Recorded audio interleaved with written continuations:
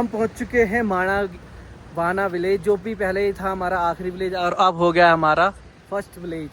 तो welcome back to my YouTube channel. मैं हूं आपका होस्ट एंड दोस्त चंदन गुप्ता। स्वागत करता हूं अपने चंदन गुप्ता व्लॉग्स में। तो अभी जो आपने क्लिपें देखी थी रोड्स की, वो थी माना विलेज की तरफ जाने वाली, और बहुत ही सुंदर लैंडस्केप है। और ये हमारी गाड़ी, हम सारे रेडी हैं और चलो निकलते हैं माना गाँव के लिए। और मैं दिखाता हूँ वहाँ पर कैसे कैसे लोग कैसा रहता है।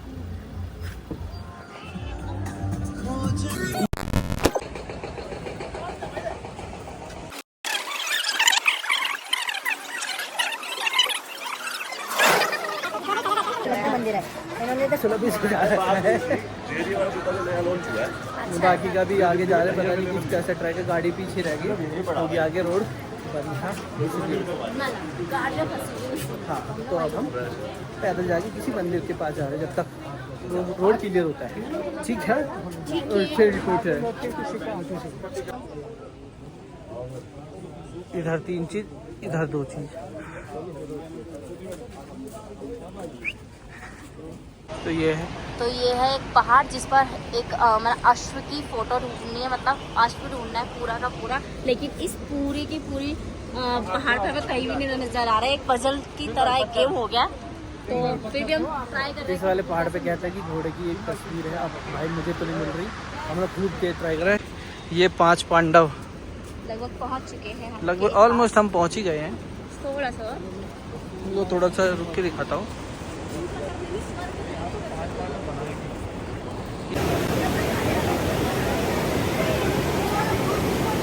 तो अब हम वहाँ पहुँच चुके हैं जहाँ पर सरस्वती नदी का उद्गम होता है। यही रोड है जहाँ से आपको सरस्वती नदी दिखेगी और इससे पीछे कहीं भी दिखेगी। तो यही उद्गम है, बहुत शानदार है, बहुत तेज़ पानी है, बहुत तेज़ बहाव है। अगर मैं आपको बहाव दिखाऊँ, अलग सरस्वती जी, हाँ जी।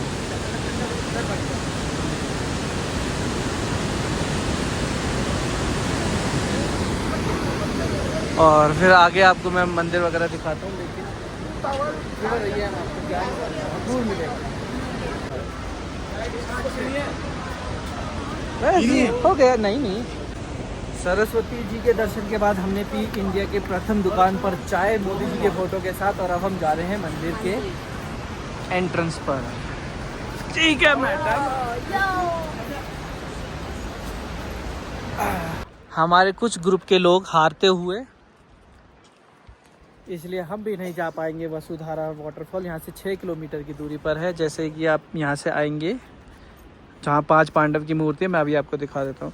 और ये पूरा ट्रैक जा रहा है वसुधारा वाटरफॉल की तरफ। चलो उधर नहीं जा सकती। अरे 5 किलोमीटर है, हमारे आधे लोग हार गए, बोले कि हम नहीं जा पाएंगे, हमारे पैर में दर्द है, हमें शाम हो जाएगी, ये वो ऐसा है।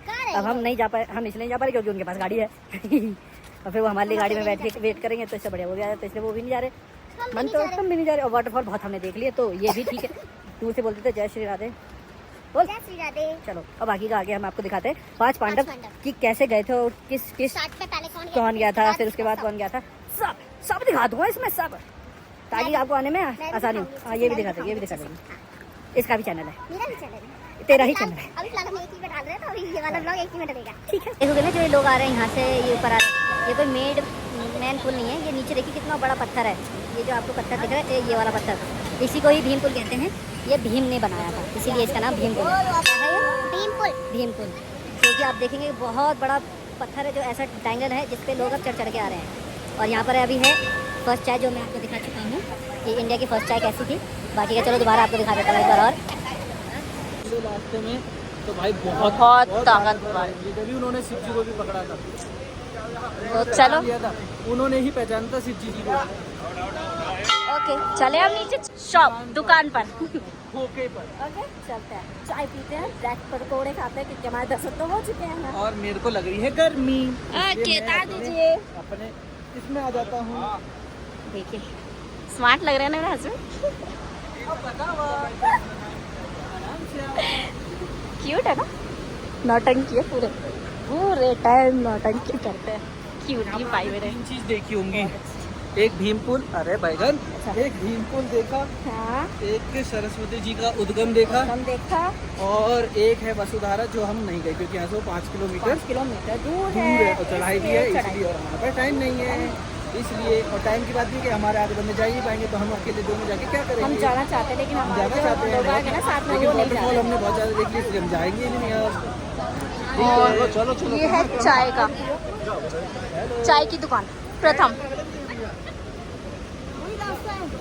स्टोरी बताएगा। दृश्य अच्छा आ रहा है, बोलो भाई। तो ये व्यास गुफा है। व्यास गुफा में व्यास जी ने महाभारत बोला था और गणेश गुफा में गणेश जी ने महाभारत लिखा था। जब व्यास जी और गणेश जी महाभारत लिख रहे थे तो सरस्वती जी की जल की आवाज आ रही थी तो उससे व्यास जी को शोर हो रहा था। तो व्यास जी ने सरस्वती माता जी को कहा, हे सरस्वती माता अब अपनी आवाज धीमी कर लो, हम यहाँ पे महाभारत ग्रंथ लिखना चाह रहे हैं, तो जैसे आप शोर करोगी तो गणेश जी लिख नहीं पाएंगे। तो सरस्वती माता जी अपनी बात पर अड़ी रही। तो व्यास ने ना गणेश जी ने सरस्वती माता जी को श्राप दे दिया कि हम यहाँ से आगे जाओगी तो आगे लिप्त हो जाओगी। तो सरस्वती नदी यहाँ से आगे जाती है और आगे पे भी लिप्त हो जाती है। जैसे अलकनंदा आगे जाती है तो सरस्वती नदी पाताल में चली जाती है और सीधे इलाहाबाद प्रयागराज में निकलती है। और आप प्यास गुफा में ऐसे धारी धारी देख रहे हो, ये प्यास पोथी है। पोथी का मतलब पुस्तक होता है, उसमें व्यास जी ने अपने वेद पुराण और महाभारत भी इसी में लिखा हुआ है। जैसे ही कलयुग आया तो ये पत्थर में बदल चुका है। जो व्यास जी थे, व्यास जी का पुराना नाम श्री कृष्ण द्वैपायन था। तो जैसे उन्होंने वेद लिखा, वेद लिखने के कारण वो बड़े हुए तो उनका नाम वेद व्यास पड़ चुका है। और नई बादलों के पीछे ना 2 बर्फ वाले पर्वत है, वो नर और नारायण पर्वत है। उन्हीं के बीच में ना भगवान बद्रीनाथ जी समाये हुए हैं। जो नर पर्वत है, नर पर्वत को अर्जुन के नाम से जाना जाता है, नारायण पर्वत को भगवान श्री कृष्ण के नाम से जाना जाता है। और जो ये रास्ता ही चाइना बॉर्डर जाने का रास्ता है। चाइना बॉर्डर यहाँ से 7 किलोमीटर दूर है। पहले ना हमारे गांव के लोग ना तिब्बत में व्यापार करते थे, तो चाइना ने ना तिब्बत को भी अलग कर दिया है, तो अब वहाँ व्यापार नहीं होता है। और जो ये वाला पर्वत है, इंद्रदेव जी के हाथी ऐरावत की शक्ल है। और जो ऐसे नीचे में जा रही है वो वाली सून है। इसी पहाड़ में ना क्या बोलते हैं, बद्रीनाथ जी का घोड़ा है, श्यामकरण घोड़ा। कहाँ पर? मैं दिखाता हूँ, थोड़ा ऊपर करो, इधर थोड़ा और इधर, ये वाला, ये है बद्रीनाथ जी का श्यामकरण घोड़ा। इसका फोटो खींचो, ऊपर ऊपर ऊपर करो, नजर आ रहा है? हाँ वो रहा सामने। फोटो दिखाइए। मैं करूँगा। क्या फोटो खींच लियो।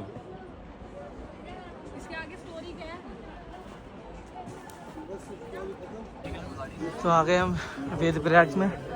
वहाँ पर वो घोड़ा दिखा रहा था, मैं तो दिखा नहीं घोड़ा। मुझे नहीं दिखा।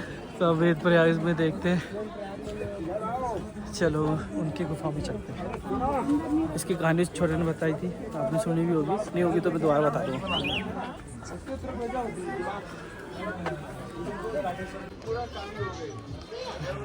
तो अभी हम आए हैं वेद व्यास गुफा से और अब हम जा रहे हैं गणेश गुफा।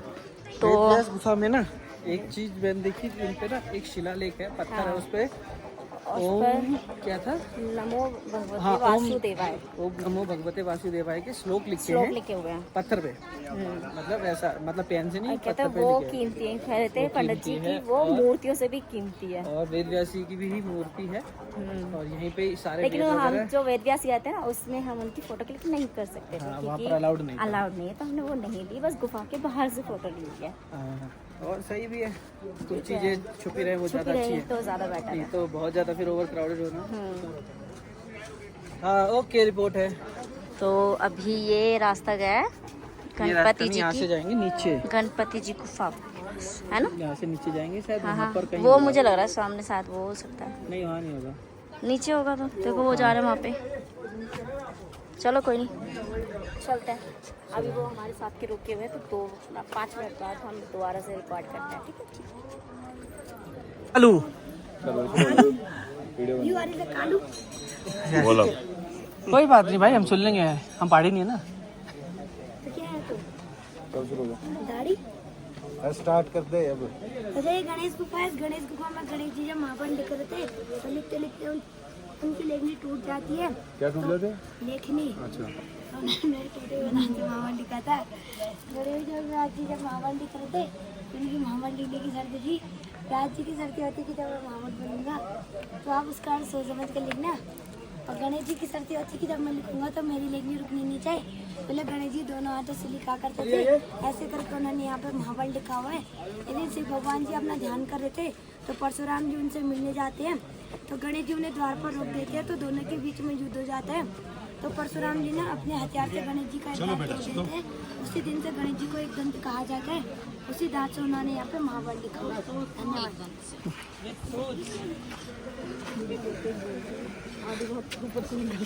कोई बात नहीं, आधी बात हमें वैसे पता थी। श्री गणेश।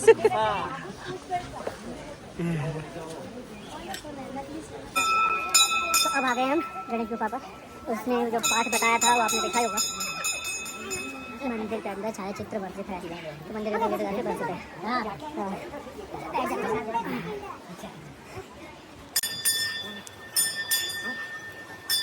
जैसे कहानी बताई तो समझ में आई।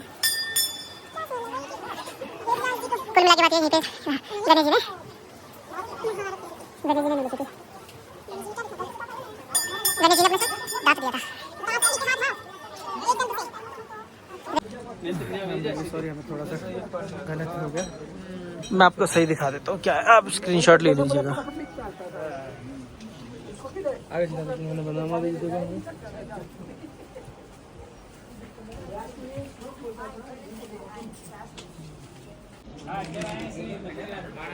तो हमने घूम ली है गणेश गुफा, और इसकी एक प्रतिमा भी है जहाँ पर लोग अपने कहीं पैसे रखते रहते हैं, और बहुत अच्छी मूर्ति है और बहुत अच्छा वाइब्स है यहाँ पर। ये कुछ ऐसा दिखता है, और इसके बारे में कुछ मैंने लिखा है, मैंने वो स्क्रीनशॉट वो रख दूँगा, आप स्क्रीनशॉट लेके पढ़ लेना कि क्या है, ठीक है। और अभी नीचे चलते वापस कुछ खाते हैं फिर वापस जाते हैं। मैं भी तो नीचे पहुंच गए हम। यहाँ क्या कर रहे हैं?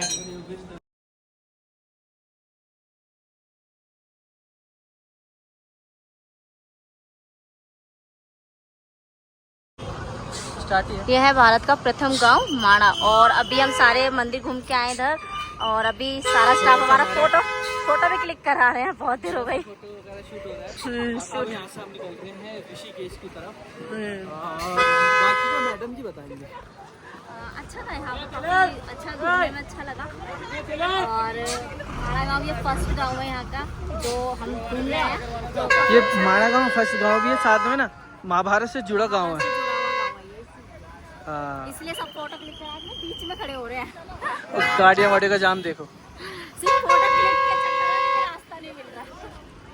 तो फिर निकलते हैं दिल्ली की तरफ, और इसी के पहुंचते हैं। और अगर इस ब्लॉग में अगर आपको कुछ भी अच्छा लगा हो तो like and subscribe and comment comment में बात करना कि जो भी अगर कुछ हमसे गलती हुई है या नहीं हो तो कमेंट करके बता देना।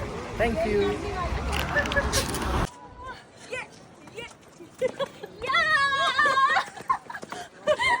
मैं भी